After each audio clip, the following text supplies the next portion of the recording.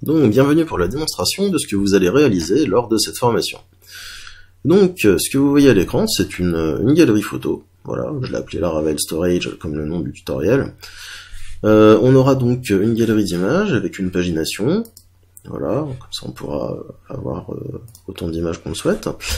On verra donc d'abord dans un premier temps comment créer un formulaire d'upload, on verra comment traiter les erreurs, les afficher à l'écran, on verra comment uploader une image. Alors par exemple voilà, j'ai une photo, on pourra donc mettre un titre pour la photo. Ensuite on cliquera sur envoyer, on aura une progress bar qui s'affichera, qui disparaîtra à la fin, avec un message de succès, puis ensuite on rechargera la page automatiquement. Donc pour chaque photo, on aura la miniature. Si je vais dans Inspecter ici et que je vous montre la taille de la photo, on voit qu'on a une miniature de 348 par 225, ce qui n'a rien à voir avec la taille originale de la photo que l'on a uploadée. On verra donc également comment afficher le titre de la photo sous la miniature. On verra comment afficher en français depuis combien de temps la photo a été postée. Vous voyez, si je réactualise ma page, on voit que ça fait maintenant 42 secondes. On verra comment récupérer le poids de l'image. Là, ici, on voit qu'elle fait 0,8 MO. On voit qu'ici, on en a une autre qui fait 1,6 MO.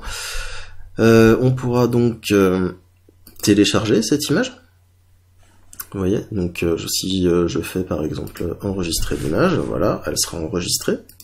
Si je fais afficher dans le Finder, on verra l'image, et effectivement, on voit bien qu'elle fait 1,6 MO, comme c'est écrit ici, là, sous la photo, sur le bouton sur lequel on devra cliquer pour télécharger. On verra également comment supprimer une photo. Donc, par exemple, là, la photo du lapin, je peux la supprimer, je vais cliquer dessus, on verra comment mettre en place une boîte de dialogue pour confirmer. L'utilisateur, il peut s'être trompé, avoir cliqué dessus par erreur, donc il pourra cliquer sur annuler, à ce moment-là, rien ne se passera.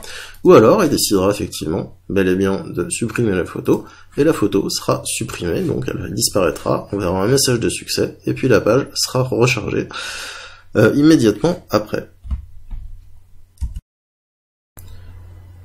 Au niveau de l'agrémentation pour l'utilisateur, on utilisera aussi un plugin qui s'appelle Fancybox et qui permettra de faire un slider, voilà, vous voyez, avec des flèches, sur lesquelles on pourra cliquer pour soit avancer dans la galerie photo, soit reculer. On pourra également zoomer.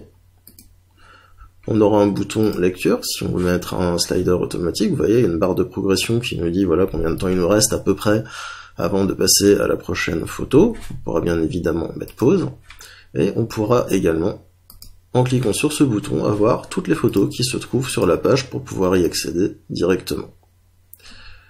On aura également donc, je reviens dessus, un bouton ici, une croix pour fermer, où il suffira tout simplement de cliquer à l'extérieur de la photo pour pouvoir fermer le slider.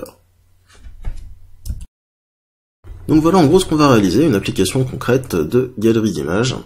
Dans cette formation, bien évidemment, je vous apprendrai quelques petites astuces que vous ne connaissez pas forcément en tant que débutant ou en tant que débutant avancé. Et écoutez, j'espère que cette formation vous plaira, et je vous donne rendez-vous tout de suite pour attaquer la formation, et on va commencer par le début, c'est-à-dire installer le framework.